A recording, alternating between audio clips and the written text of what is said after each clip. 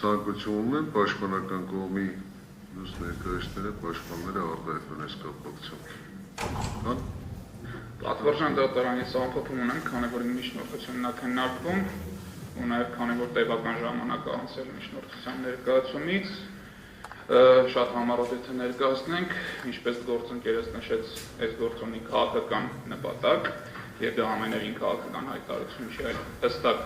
ձևակերպված իրավական դիրքորոշում է։ Գործը դատարան է բերվել ներկայացվել կեղծված ապացույցների հիման վրա քաղաքական ակնհայտ եւ խիստ ինտենսիվ միջամտությամբ նախորդ դատական նիստերի ներկայացուցին թող մինչև ազգային ժողովի անունից որոշում հրապարակելով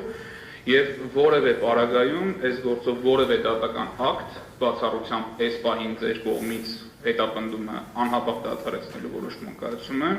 ընդհանուր արդարացման դատական ակտը չի լինելու օրինական, որովհետև դա կայացվելու է անձանց ողջամիտ ժամկետում գործի քննության իրավունքի կոպիտ խախտումով, հետևաբար այս միջնորդությունը ենթակա է բավարարման հենց այս փուլում, իսկ ինչպես գործընկերս նշեց,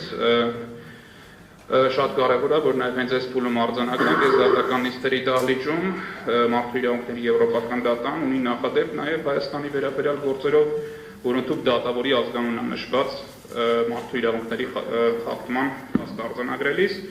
եւ ուսում եմ արձանագրել, որ այս դատական նիստով առնվազն նախագահ դատավոր պարփմանը տեղեկացված է ապօրինի քրեական հետապնդման մասին։